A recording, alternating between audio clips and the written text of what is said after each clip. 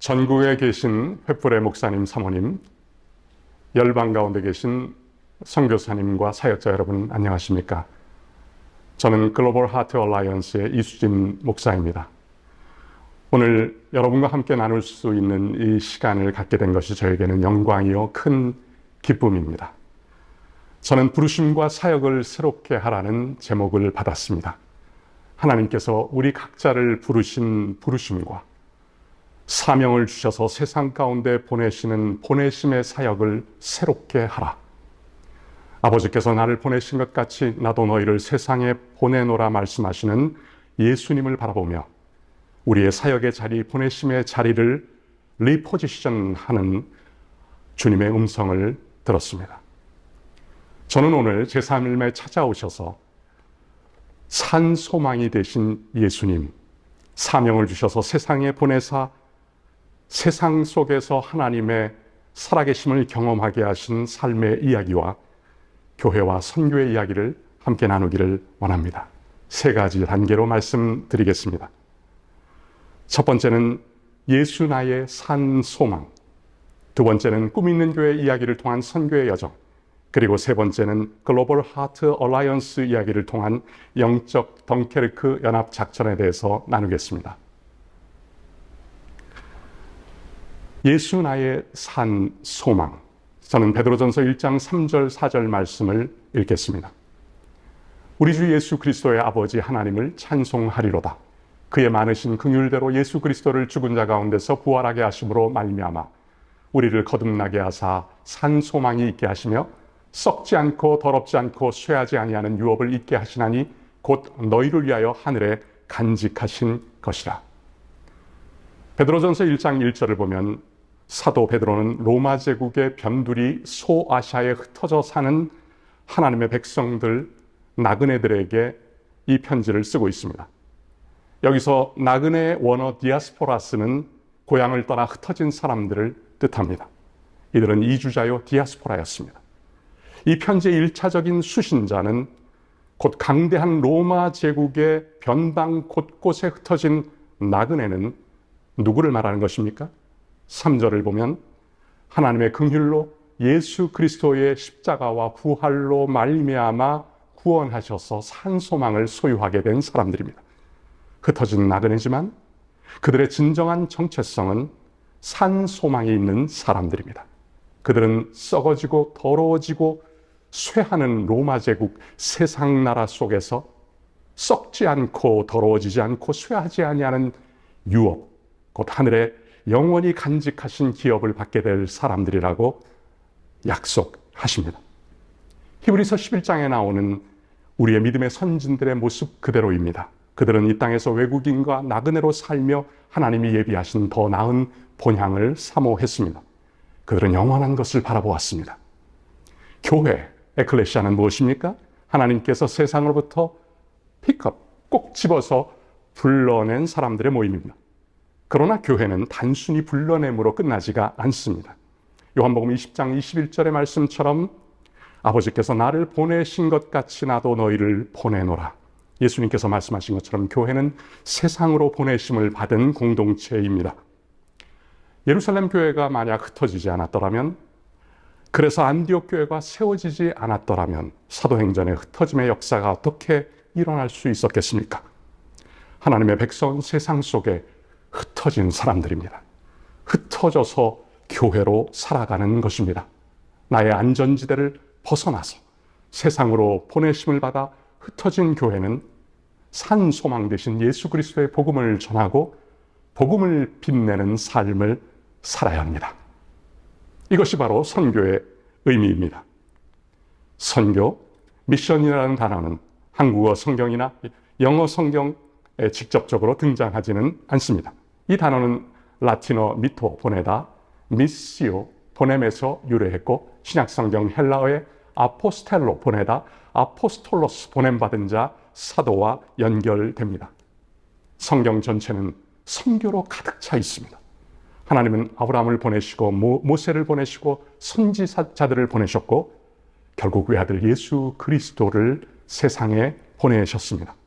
예수님 또한 제자들을 세상으로 보내셨고 지금도 교회를 세상으로 보내십니다. 이처럼 성경에서 말하는 선교는 본질적으로 보내심입니다. 그래서 교회의 정체성은 곧 불러내어 보내시는 공동체인 것입니다. 하나님의 백성은 세상 가운데 흩어진 나그네요. 교회는 세상 속으로 보내심을 받아 복음을 전하고 세상을 섬기는 선교적 공동체인 것입니다. 하나님은 선교의 하나님이십니다. 교회의 본질은 선교입니다. 하나님의 부르심은 보내심을 전제로 한 것입니다. 부르심은 보내심을 위한 것입니다. 주님의 보내심을 받아 세상에 흩어졌을 때 초기 교회 하나님의 백성들은 어떻게 세상 속에서 살았습니까? 버려진 아이들을 돌보았고 2세기, 3세기 로마 제국을 휩쓸며 로마를 초토화시킨 전염병으로 말미암아 수많은 사람이 죽어갈 때 역병에 걸린 환자들의 곁에서 그들을 끝까지 간호했던 사람들은 바로 그리스도인들이었습니다. 로마는 그리스도인들을 통하여 살아있는 희망을 보았습니다. 더러워지고 썩어져가는 허무한 땅 로마 제국에서 예수 그리스도의 복음을 통해 더러워지지 않고 썩어지지 않고 허무하지 않은 나라를 유업으로 받은 예수의 사람들이 그렇게 그 땅의 사람들에게 살아있는 진짜 희망이 되기 시작했습니다. 당시에 예수를 믿는다는 것은 수치와 불이익을 당하고 박해받는 것을 의미했습니다. 언제든 죽임당할 가능성이 있었습니다. 그럼에도 2세기에서 3세기의 그리스도인의 수는 급격히 증가해서 4세기 초에는 로마 전체 인구의 약 10%인 500~600만 명의 그리스도인들이 생겼습니다.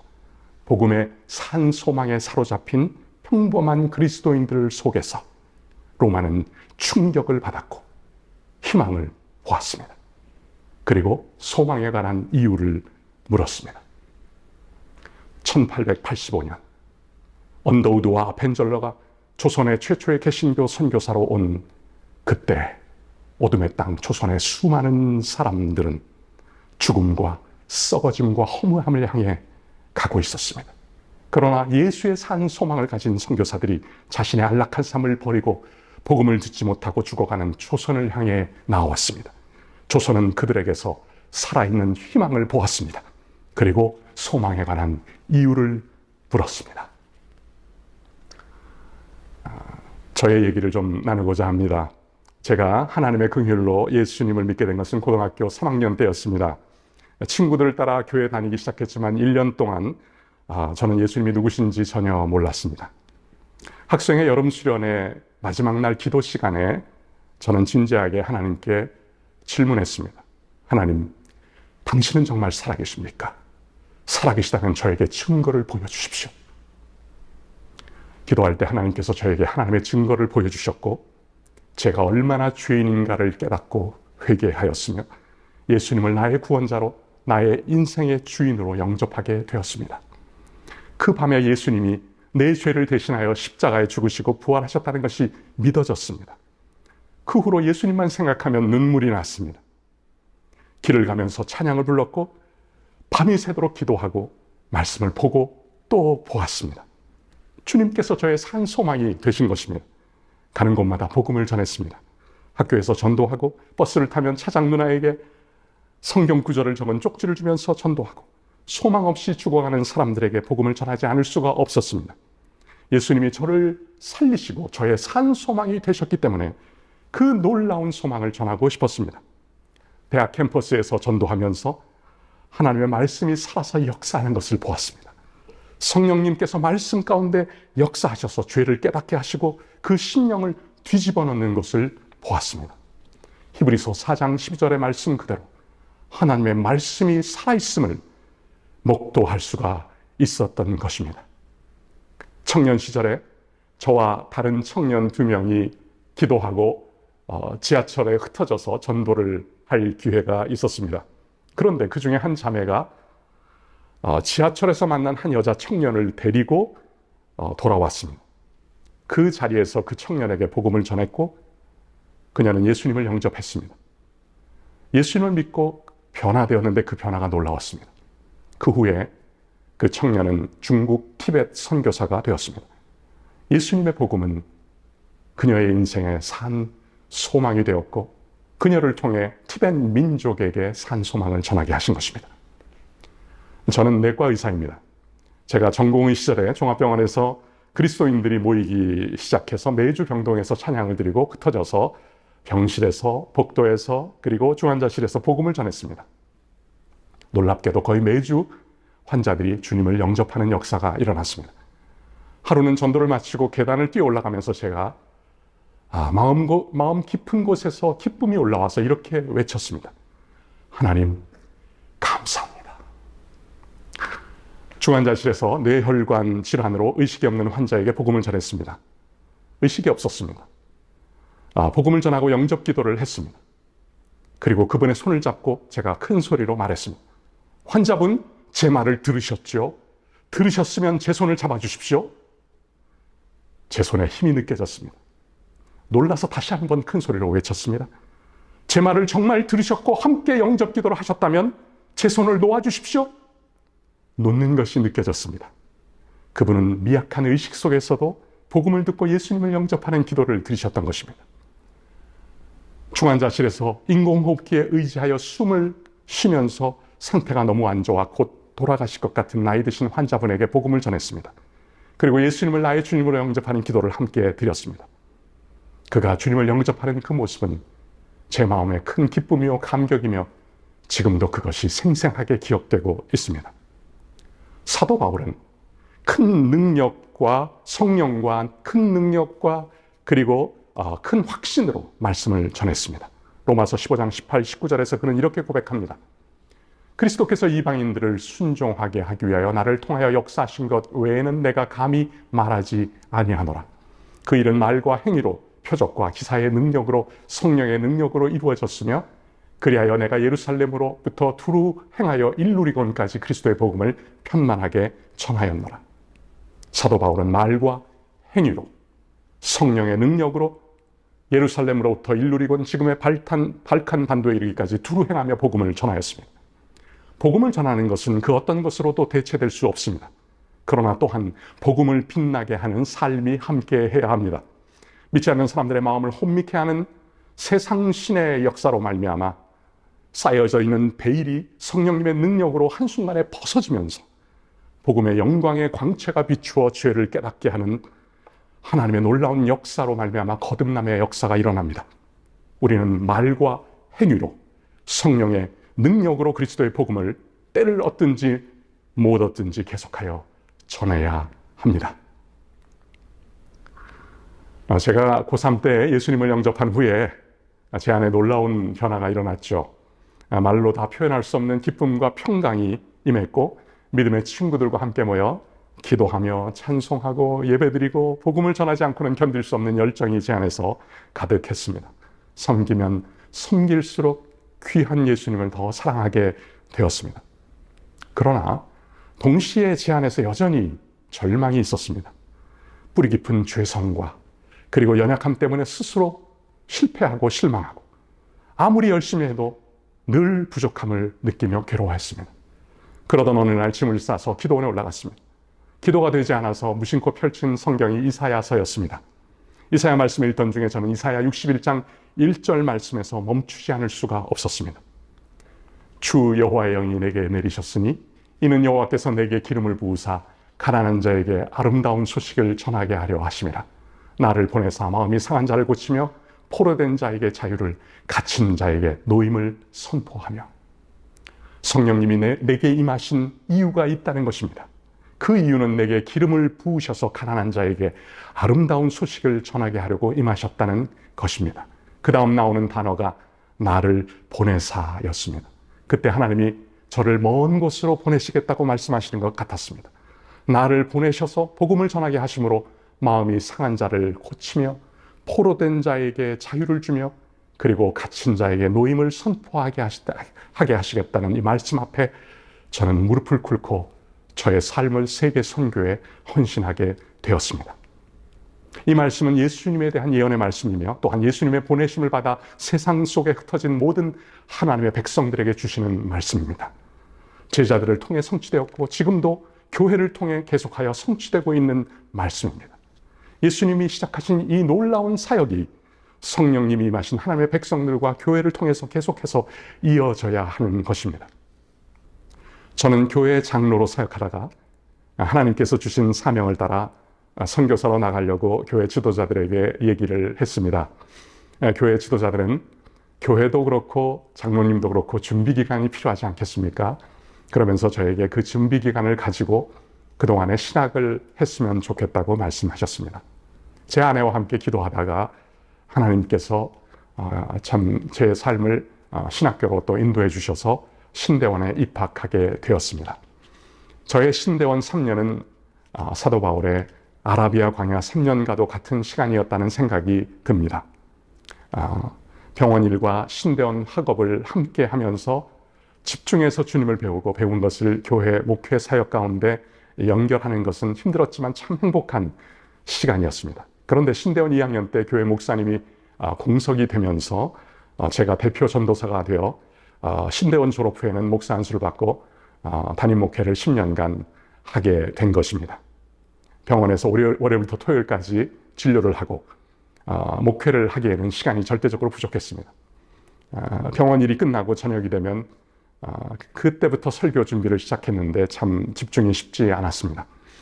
그래서 토요일 진료가 끝나면 한적한 장소로 이동해서 밤이 맞도록 설교를 준비하고 주일 아침에 교회로 가고는 했습니다. 늘 시간에 쫓겨 성도님 한 분 한 분을 돌아보는 것이 쉽지 않았습니다.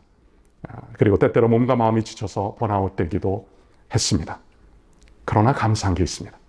감사한 것은 많은 사람들이 진료를 받기 위해 날마다 병원에 왔다는 것입니다. 그런데 그 중에 많은 사람들이 예수님을 모르는 사람들이었다는 것입니다.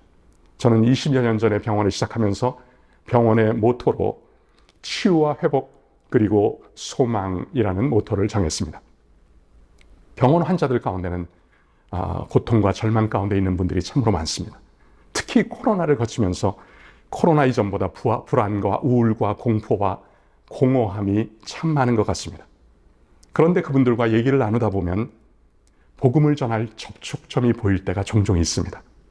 그러면 성경 한 구절로 복음을 전하기도 하고 저의 구원 간증을 아주 짧게 전하기도 합니다. 하나님이 지금 일하고 계시다는 생각이 들면 저의 방향을 하나님께로 틀어서 하나님께 순종하면 하나님만이 하실 수 있는 놀라운 일들을 경험하곤 했습니다. 자식을 잃은 부모님들, 배우자를 상실한 분들, 말기암으로 투병하는 환자분들, 소망을 잃어버린 이러한 분들을 만나면 마음이 아픕니다. 사기를 당한 분들, 부부관계 어려움, 부모 자녀 간의 관계를 호소하시는 분들을 만나면 그저 들어주고 공감하고 그리고 제가 기억나는 비슷한 고통을 당했던 분을 연결해서 함께 만나서 함께 얘기를 나누다가 함께 울곤 했습니다.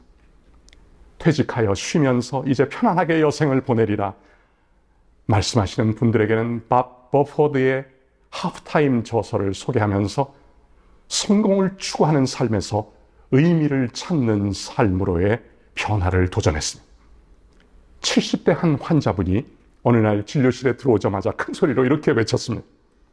제가 선생님이 저에게 말씀하신 그 한마디 때문에 교회를 다시 나가게 됐습니다. 무슨 얘기를 했는지 기억이 잘 나지 않았습니다. 알고 보니 새로운 삶을 살아야 합니다. 의미 있는 삶을 살 수 있습니다. 그 말이 그분의 마음에 꽂혀서 교회를 다시 나가게 되었고 예배드리고 매일 말씀을 읽고 있다는 고백이었습니다. 요즘 진료받으러 오시면 그분이 제가 한 설교를 들으시고 그 주제어를 큰 소리로 외치며 은혜를 나누어 주시곤 합니다. 한 번은 교회에서 상처받고 목회자에게 상처받고 교회를 다니지 않는 사람을 만났습니다. 그분에게 제가 한 번만 교회 나와 보십시오. 그 다음에 나오지 않으셔도 됩니다. 그 주일에 그분이 딸을 데리고 나왔고 그리고 그 주일부터 그분이 계속하여 10년이 넘도록 지금도 주님 안에서 신실하게 자기와 같이 고통당하는 가정들을 주님께로 인도하며 살고 있습니다. 이것이 하나님이 저에게 주신 아름다운 이야기입니다. 오랫동안 저에게 진료를 받고 있던 70대 여자 환자분이 있었는데요. 하루는 제가 무슨 얘기를 하다가 제가 목사가 되었다는 얘기를 했습니다. 그랬더니 그분이 아니 왜 진작 얘기하시지 않았습니까? 화를 내셨습니다. 그때 제가 말했습니다. 교회에 한번 와보십시오. 이곳에는 세상에 없는 하늘의 평안이 있습니다. 그 주일에 그분이 교회에 나와서 새신자반을 거쳐 세례를 받고 지금도 신실하게 주님의 길을 따르는데, 따님이 말기암으로 소천하는 그 고통스러운 상황 속에서도 여전히 하나님 나라의 소망을 갖고 살아가는 그분을 보면 너무너무 감사가 됩니다. 저는 가끔 저 자신에게 질문합니다.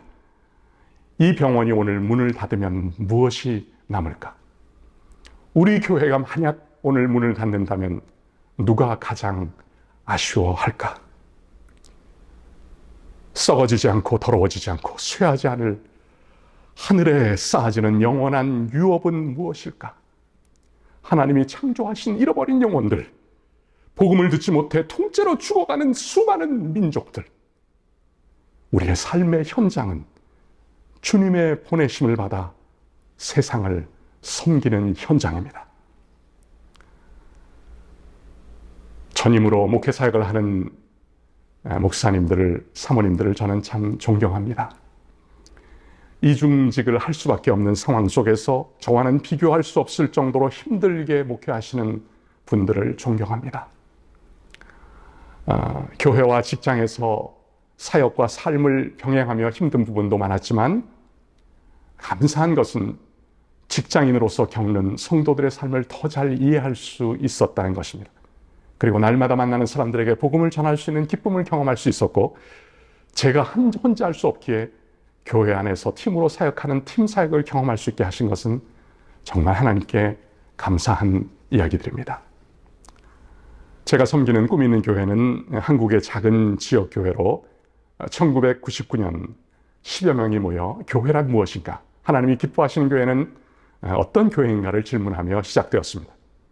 그 과정에 하나님이 선교의 하나님이시며 교회의 본질이 선교임을 자각하고 온 성도가 선교하는 교회의 비전을 세우고 복음을 듣지 못한 미전도 종족에 선교하는 것을 교회의 선교 방향으로 수립하였습니다. 이렇게 시작된 교회는 현재 2가정의 파송 선교사와 4유닛의 협력 선교사가 있습니다. 한국 독립교회 선교단체 연합회에 속해 있으며 개척 당시부터 2, 3인으로 구성된 장로회가 팀 사역을 해오고 있습니다.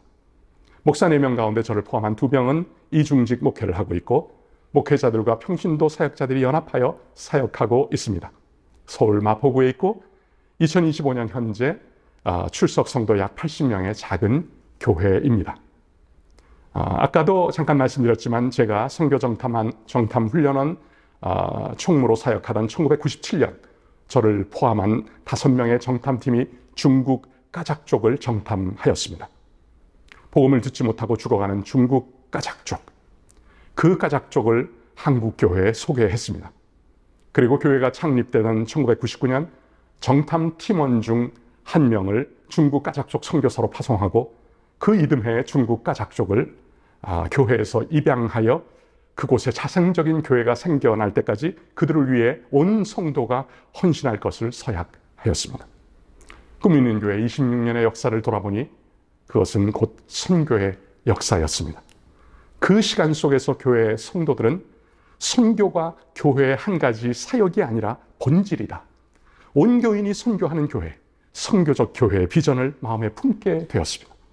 그리고 교회의 온 성도들은 하나님이 주신 사명에 순종하여 타 문화권 선교 사역에 헌신하여 이슬람권에서 교회가 개척되고 수많은 영혼들이 주께로 돌아오는 하나님의 놀라운 역사에 동참하는 은혜를 누리고 있습니다.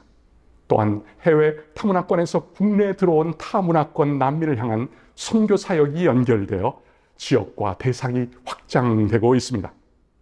작은 교회가 선교적 교회로 나아가는 26년간의 지나온 과정, 성도들의 표현에 의한 몇 개의 핵심 문장으로 말씀을 나누고자 합니다. 첫 번째는 꿈 있는 교회의 핵심 가치는 선교다. 이것이 성도들의 고백이었습니다. 꿈 있는 교회의 가치가 선교가 된 이유는 1999년 교회 창립 시에 모든 성도가 선교하는 교회라는 선교 비전을 4대 비전 중 하나로 채택하여 이를 위해서 목회자와 평신도가 함께 사역하는 것을 강조했기 때문입니다. 많은 성도들이 선교는 하나의 프로그램이 아니고 교회의 본질이기에 온 성도가 함께 선교에 노출되어 함께 기도하고 참여하는 그 선교를 인식하고 있습니다. 두 번째는 선교적 리더입니다. 개척 초기에 안디옥 교회처럼 교회 지도자들을 선교사로 파송했는데 이것에 대해서 한 성도는 이렇게 말했습니다. 꿈 있는 교회의 타문화권 선교가 교회 사역의 본질이지 하부 구조가 아니다라고 표현했습니다. 그리고 교회가 교회 지도자들을 선교사로 파송한 이후에 세워진 교회의 대표 목사들 또한 선교에 헌신한 지도자들이었기 때문에 선교적 리더들이 선교적 비전을 가지고 계속해서 교회를 이끌어간 것이 교회의 중요한 특성이 되었다고 고백했습니다. 세 번째는 타문화 선교를 지향하다. 꿈 있는 교회의 선교 방향성은 타문화 선교였습니다. 우선순위는 미전도 종족이었습니다. 교회가 시작된 해 가장 먼저 중국 신장의 까작족과 중앙아시아 타지키스탄의 타직족을 향하여 선교사를 파송했습니다. 그리고 수년 내에 추가 파송된 사람들은 아프가니스탄과 중국, 티벳을 향해 나갔습니다. 파송 선교사는 성도들을 이렇게 격려했습니다. 교회는 선교지를 지원하지만 교회는 또 선교 현장을 통해 회복되고 업그레이드 됩니다. 서로 강해지면서 이렇게 서로 영향력을 주고받는 것을 알게 됩니다. 선교하는 교회를 통해 얻은 선교지의 열매는 곧 교회의 열매이기에 마지막 날 주님 앞에 설 때 동일한 상급을 교회가 받게 될 것입니다. 선교사의 이러한 격려는 교회에 힘을 주었습니다. 꿈 있는 교회 26년의 타문화 지향 선교의 방향성은 자연스럽게 교회 내에 타문화에 대한 수용성을 높였습니다. 그래서 타문화권 사람들이 교회를 방문하기 시작할 때 자연스럽게 환대하는 문화가 만들어졌습니다. 이런 타문화에 대한 수용성이 방문한 외국인에게도 편안함을 주었고 복음에 대한 접촉 기회를 높였습니다. 대표적인 것은 2017년 예멘 난민들이 제주도에 들어왔을 때였습니다. 많은 혼란과 이슈가 있었지만 우리 교회에서는 그들을 차별적 시선으로 보지 않고 그때 그 교회의 선교사와 우리 교회의 선교사와 예멘인 목회자와 그리고 교회 청년 한 명이 제주도의 예멘 난민을 향해 가서 그들을 섬기기도 했습니다. 그리고 그해 성탄 예배 때 10명이 넘는 예멘 난민들이 우리 교회에 와서 함께 예배를 드리는 감격을 경험하였습니다. 그 후에 교회에 아랍어 예배가 생겼으면 이집트인 의료 선교사들과 예멘 목회자가 한국에 오면 우리 교회에 와서 아랍 난민들에게 복음을 전하고 아랍어 예배에서 말씀을 전하고 함께 동역하는 일을 해오고 있습니다. 저는 최근 10년, 20년 사이에 꾸미는 교회 선교사역의 현장에 격동적인 변화들이 일어난 것을 목도했습니다.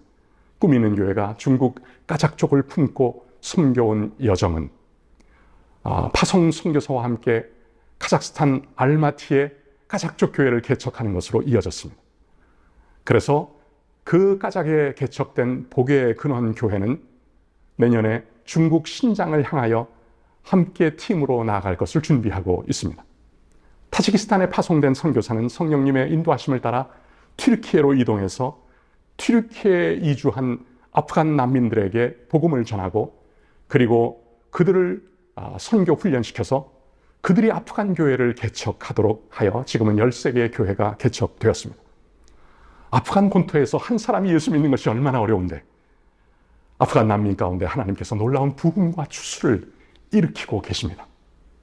레바논에 간 우리의 선교사는 레바논으로 온 시리아 난민 청소년 청년들을 복음을 전하고 제자 훈련하여 그들이 가정교회를 개척하게 하고 그들이 다시 시리아로 그리고 사우디아라비아로 가서 선교할 것을 준비하고 있습니다.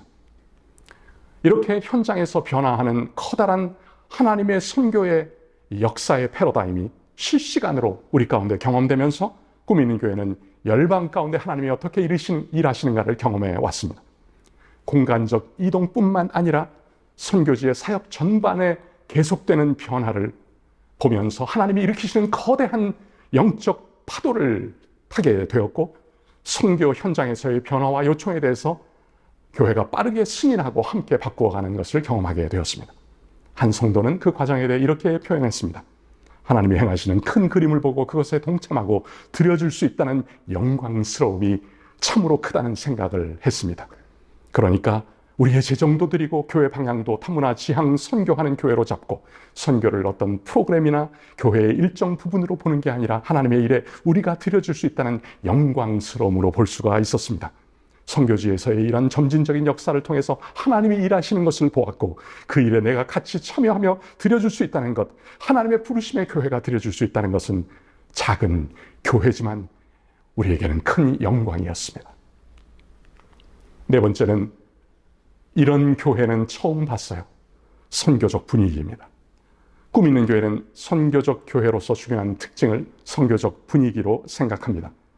교회의 예배와 사역의 전반에서 선교 지향적인, 특별히 타문화 선교 지향적인 선교 사역을 하는 교회로서 분위기가 쉽게 감지될 수가 있습니다. 이것이 자연스럽게 모든 성도로 하여금 선교에 노출될 수 있도록 도왔습니다. 초신자들도 다음 세대들도 자연스럽게 선교에 동참하게 되었습니다. 교회 전체가 함께 선교에 동참하면서 나의 필요보다 하나님이 원하시는 게 무엇인가? 선교적 분위기가 형성되었고 교회 공동체의 목표가 교회 성장이 아니라 하나님 나라의 확장이라는 그런 생각을 하게 된 것입니다. 다섯 번째는 교회 재정 지출과 정책에서 우선순위가 선교다. 꿈 있는 교회는 교회 건물 월세를 제외한 재정에서 선교비가 약 50%를 차지합니다. 매년 1월 초에는 열방 헌금을 각자 기도하면서 작정해서 드려지고 있습니다. 이 열방 헌금을 통해서 사회 경제적인 열악한 상황의 변화가 있어도 계속해서 선교가 진행될 수 있는 은혜가 있었습니다. 예배의 모든 대표 기도와 금요 기도회 때는 항상 선교지와 선교사를 위한 기도를 하며 예배 마칠 때 축도 시에는 항상 선교하는 모든 교회와 민족을 축복하는 기도로 끝나기 때문에 성도들은 예배와 그리고 기도를 통해 선교를 만납니다. 그리고 상시적으로 선교에 참여하고 있습니다. 마지막 여섯 번째는 선교지 선교사와의 친밀성입니다. 꿈 있는 교회 선교의 특성 중 하나는 선교지 선교사와의 친밀성입니다. 파송 선교사가 한국에 방문할 경우에 선교사들은 항상 교회의 거의 모든 예배에 참석하고 함께 예배드리고 함께 교제하고 현장의 다이나믹한 선교의 소식들을 전달합니다. 선교지에 있을 때는 선교지의 소식을 실시간 전해주어서 교회에 적극적으로 기도를 요청하고 선교지 교회나 공동체의 기도 제목을 우리는 늘 듣고 기도하면서 그들을 사랑하게 되고 그래서 선교지에 더욱 방문하게 되고 그리고 기도를 통해서 하나님의 일하심을 경험하고는 합니다.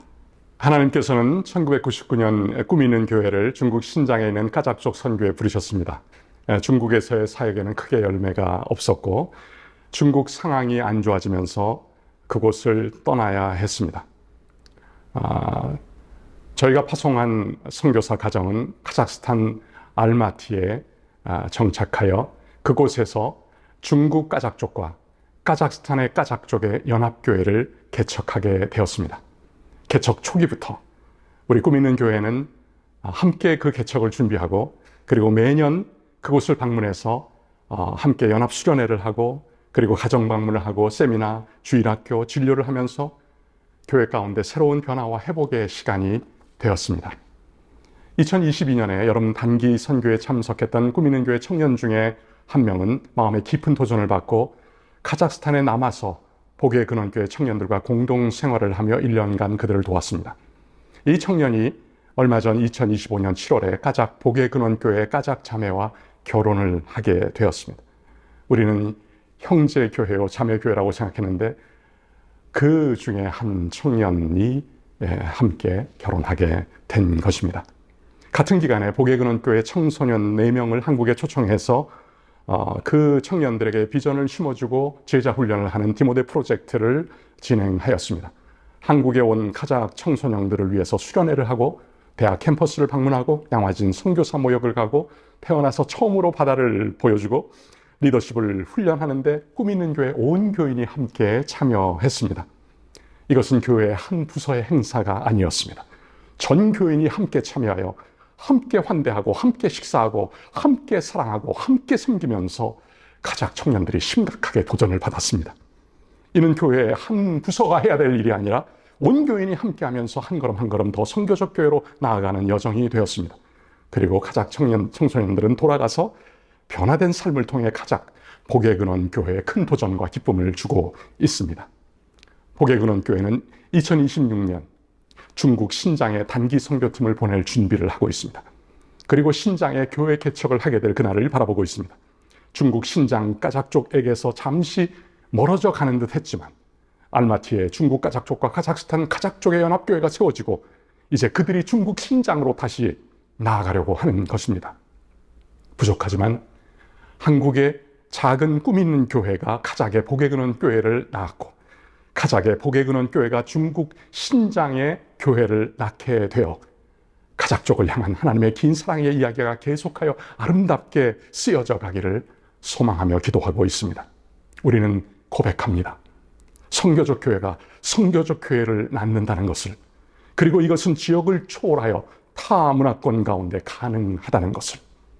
알마티의 복의 근원 교회 한 성도가 다음과 같이 고백했습니다.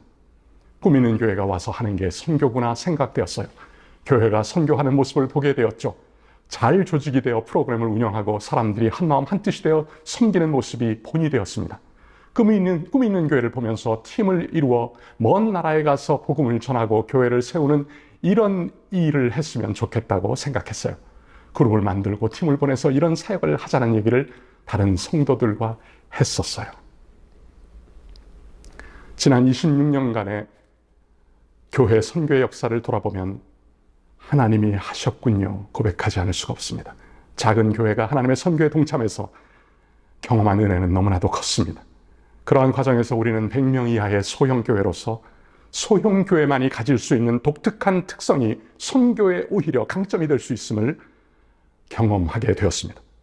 첫 번째, 작은 교회의 특징인 성도 간의 깊은 유대와 연합은 선교지와의 친밀한 관계 형성에 큰 힘이 되고 교회 안에 자연스럽게 선교적 분위기를 만들어 주었습니다. 두 번째, 저희와 같은 작은 교회는 외국에서 온 무슬림 이주민이나 난민들에게 가족 같은 따뜻한 공동체가 되어줄 수 있으며 이는 이슬람권 선교에 굉장히 귀한 자원이 될 수 있다는 것을 발견했습니다. 이슬람은 공동체를 중요시 여기고 가족 중심 사회라서 거기서 떨어져 나와 너무 외로운 상황 속에서 작은 교회의 가족 공동체의 환대에 쉽게 마음을 열었고 복음을 받아들이는 그러한 강점이 있었습니다. 세 번째, 저희가 카자흐스탄에 함께 개척한 복의 근원교회 역시 소형교회였기에 양 교회는 일방적인 후원이나 지도관계가 아니라 서로 배우고 함께 자라는 상호적 동반자 관계를 맺을 수 있었습니다. 서로를 위해 기도하며 영적으로 함께 성장해가는 아름다운 연합이 형성된 것입니다. 이슬람 문화권에서 그리스도를 영접한 무슬림이나 난민들은 수많은 영적 도전과 고난 속에 살아갑니다. 그들에게는 강력한 영적 지원이 필요합니다. 이를 위해 무엇보다 긴밀한 소통이 중요한데 바로 이 지점에서 중소형 교회의 유연성과 민감함이 크게 사용될 수 있다는 것입니다. 저희 교회도 이러한 긴밀한 교통을 통해 타문화 선교지향적 선교적 교회로 나아가고 있는 것입니다.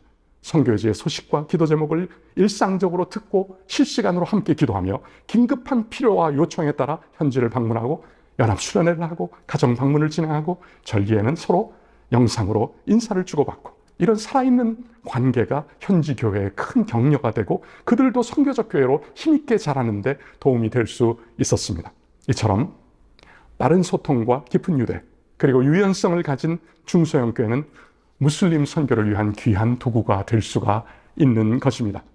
이러한 저희 교회의 선교적 여정을 통해서 하나님께서 중소형 교회들이 하나님의 부르심을 따라 그들의 강점을 살려 무슬림과 난민들을 위한 선교적 교회로 나아가도록 지원하며 함께 연합하는 일을 하기를 하나님께서 원하신다는 그런 마음이 올라왔습니다.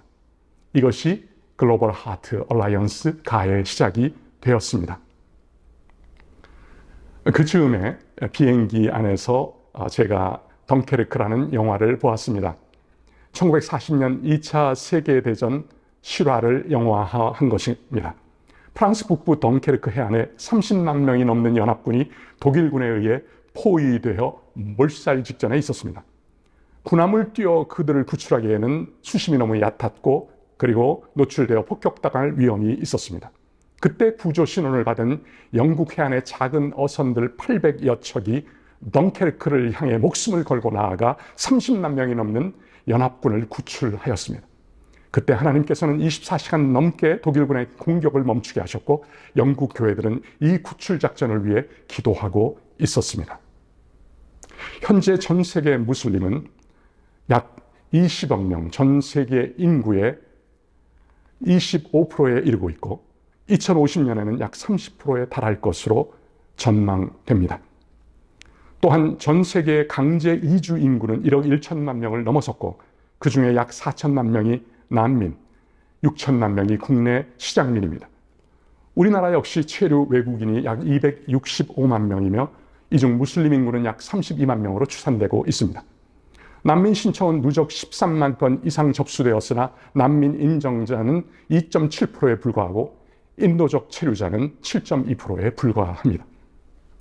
이 숫자들은 단순한 통계가 아닙니다. 산 소망의 복음을 전해야 할 사명지를 보여주고 있습니다. 한 교회가 한 가족을 환대할 때 그 작은 순종은 세계 선교의 큰 물결과 연결됩니다. 중앙아시아 가장 민족, 페르시아 아프간 난민, 중동의 시리아 난민 청년들, 그리고 이 땅에 와 있는 이주민과 난민들 속에서 동일한 산 소망의 역사가 나타나고 있습니다. 이 시대 수많은 무슬림과 난민들이 전쟁과 박해와 이주와 절망 가운데 도우소서 도우소서 외치고 있습니다. 하나님의 사랑으로 복음으로 이들을 구출할 작은 어선과 같은 작은 교회들, 중소형 교회들이 일어나야 합니다. 이것이 가의 사명입니다. 글로벌 하트 얼라이언스, 하나님의 마음을 품는 중소형 교회와 하나님의 백성들이 하나님의 마음 안에 있는 열방, 특히 무슬림과 난민을 품고 연대하여 일어나 무슬림과 난민을 구출하기 위한 영적 덩케르크 연합 작전을 시작하자는 것입니다. 무슬림과 난민을 위한 선교적 교회로 나아가는 중소형 교회의 연대와 연합 네트워크를 위해서 가는 중소형 교회 목회자들과 선교단체들, 다양한 선교 사역자들이 모여서 지난 7월 1일 선교적 교회 컨퍼런스를 개최했습니다. 그리고 9월 22일에는 중소형 교회들의 동역자 테이블 모임을 갖게 됩니다. 무슬림과 난민을 위해서 하나님께서 일으키시는 부흥과 추수에 동참하여 4개 지역에 초점을 맞추어 사역하고 있습니다. 첫째는 중앙아시아 무슬림 사역입니다. 카자흐스탄, 키르기스탄, 우즈베키스탄, 타지키스탄, 투르크메니스탄으로 구성된 중앙아시아 이슬람은 독특한 특성이 있습니다. 러시아, 소련의 통치 150년 기간 동안 러시아 정교의 전파와 강제 개종 시도 등으로 기독교에 대한 오해가 큽니다. 독립 이후에 이슬람이 강화되고 있고 젊은 세대는 이전 세대보다 강한 무슬림 성향을 갖고 있습니다. 이 민족들을 위해 우리는 기도하며 나아가길 원합니다. 둘째는 페르시아 무슬림 난민을 위한 사역입니다. 전쟁과 박해를 피해 탈출한 그들, 미션 엑소더스를 통해 튀르키예의 많은 이란과 아프간 난민 교회들이 세워졌고 그들이 미주로 이주하여 난민 신문을 가지고 개척하고 있는 이란, 아프간 난민 교회를 통해 놀라운 복음의 확장이 이루어지고 있습니다. 그들은 인정받은 신분을 가지고 자국으로 역파송되어 복음을 전하게 될 것입니다. 셋째는 아랍, 중동 무슬림 난민을 위한 사역입니다. 시리아는 초대교회의 데스티니가 있습니다. 박해 가운데 흩어져 복음을 전했던 하나님의 사명의 땅입니다. 시리아의 전쟁과 정치적 불안정과 종교적 박해로 인해 수많은 시리아 청년, 청소년들이 레바논으로 들어오고 있고 그들을 중심으로 제자 공동체가 세워지고 있습니다. 그들은 고난 가운데 믿게 된 예수 그리스도를 전하기 위해 다시 시리아로 들어가거나 사우디아라비아로 가서 아랍 중동 무슬림을 위한 선교 사역을 준비하고 있습니다. 마지막으로 국내 무슬림 이주민을 위한 사역입니다. 한 교회가 한 사람 혹은 한 가족을 품는 것입니다. 버스 타고 지하철 또 타고 멀리 이동하지 않고 사는 곳에서 걸어서 그 가까운 곳에 갈 수 있는 거리의 작은 교회가 이 땅에 들어온 외로운 나그네된 무슬림 사람들의 따뜻한 가족 공동체가 되어줄 수가 있는 것입니다. 이 4지역을 포커스로 중소형 교회들과 무슬림과 난민 가운데 있는 작은 기독교 공동체를 서로 연결해주고 그들이 서로 긴밀하게 연결되어 실시간 긴밀한 소통을 통해서 계속해서 함께 깊이 기도하고 그들을 방문하고 지원하면서 무슬림과 난민을 향한 선교적 교회로 나아가도록 돕고자 합니다. 국내 이주, 무슬림 난민들을 위해서 지역 연구를 기반으로 해서 각 지역별 전략을 세우고 교육과 선교적 교회 사례 공유를 통해서 전국적으로 다양한 선교적 교회 모델이 확산되기를 소망합니다. 국내에 거주하는 무슬림 난민 가정을 지역 교회에 연결하는 사랑의 다리가 되어 한 교회가 한 가정을 품게 되기를 기대합니다. 예수 그리스도는 무슬림과 난민의 구원이요 생명이며 유일한 희망입니다. 복음은 중앙아시아, 페르시아, 아랍, 중동, 아프리카 그리고 이 땅에 온 무슬림과 난민의 희망입니다. 사랑하는 여러분, 오늘 우리는 다시 산 소망의 말씀 앞에 서 있습니다. 교회란 무엇입니까? 아버지께서 나를 보내신 것 같이 나도 너희를 보내노라. 교회는 그의 몸이니 만물 안에서 만물을 충만하게 하시는 이의 충만함이니라. 교회는 나그네로 부름 받았습니다. 흩어짐을 통해 복음을 전하도록 보내심을 받았습니다. 이제 우리에게 필요한 것은 중소형 교회의 연합입니다. 성령의 인도하심을 따라 무슬림과 난민 선교의 영적 덩케르크 연합 작전을 완수하자고 여러분에게 요청합니다. 각자의 배는 너무나 미약하고 작지만 함께 노를 연합하여 저을 때 바다를 건너는 역사가 일어날 것입니다. 산 소망이신 예수님께서 우리와 함께하고 계십니다. 이 소망이 교회를 다시 리포지셔닝 새롭게 하고 세상에 희망을 전하게 하실 것입니다. 우리는 오늘도 마지막 때를 바라보며 살아가고 있습니다. 주님 다시 오실 그날을 바라보고 있습니다. 그리고 마태복음 24장 14절에 말씀이 성취될 그날을 바라보고 있습니다. 이 천국 복음이 모든 민족에게 증언되기 위하여 온 세상에 전파되리니 그제야 끝이 오리라. 지금도 복음을 듣기를 갈망하는 죽음을 향해 가는 수많은 민족들이 있습니다. 무슬림과 난민들 가운데 하나님이 일으키시는 거대한 영적인 파도가 일어나고 있습니다. 영적 덩케르크 연합 작전을 함께 완수합시다. 중소형 교회는 작지만 강합니다. 교회는 세상의 희망입니다. 저는 이러한 얘기를 듣게 되기를 갈망합니다. 2025년 교회는 세상의 희망이 되었다. 예수 그리스도는 무슬림과 난민들의 구원이 되었고 생명이 되었고 유일한 희망이 되었다. 오늘 우리는 무슬림과 난민을 향한 하나님의 심장을 품기를 원합니다. 무슬림과 난민을 향한 하나님의 사랑의 이야기가 우리의 교회와 세상 속에서 계속될 것입니다. 이 일을 위하여 지체 없이 막힘없이 남김없이 우리의 삶을 우리의 교회를 드립시다. 교회여 함께 영적 덩케르크 연합작전을 완수하자. 아멘. 함께 기도하시겠습니다. 소망의 하나님께서 우리를 긍휼히 여기사 예수 그리스도의 십자가와 부활로 말미암아 우리를 거듭나게 하사 산소망 주심을 감사합니다. 부르심의 소망이 무엇인지 알게 하시고 뒤에 있는 것은 잊어버리고 앞에 있는 것을 잡으려고 표대를 향하여 달려가게 하소서. 아버지께서 예수님을 세상에 보내신 것 같이 우리도 예수님의 보내심을 받아 세상 속에서 복음을 전하고 복음을 빛나게 하는 삶을 살도록 도와주옵소서. 그래서 우리의 산소망 예수 그리스도를 나타내게 하사 소망의 이유를 묻는 사람들에게 복음과 삶으로 답하게 하옵소서. 하나님께서 창조하신 20억 무슬림과 세계 곳곳에 그리고 우리 곁에 다가온 난민들 가운데 하나님께서 친히 일으키시는 부흥과 주수를 바라보며 주님 다시 오실 그날을 바라보며 선교의 하나님께서 친히 일으키시는 거대한 영적 파도를 타게 하여 주옵소서. 하나님 너무도 사랑하시는 무슬림과 난민을 위하여 이 땅의 열방의 중소형 교회들이 영적 덩케르크 연합 작전을 완수하게 하여 주옵소서. 성령님 우리를 도와주시옵소서. 하나님의 백성된 우리와 교회와 열방의 산소망이 되신 예수님의 이름으로 기도합니다. 아멘.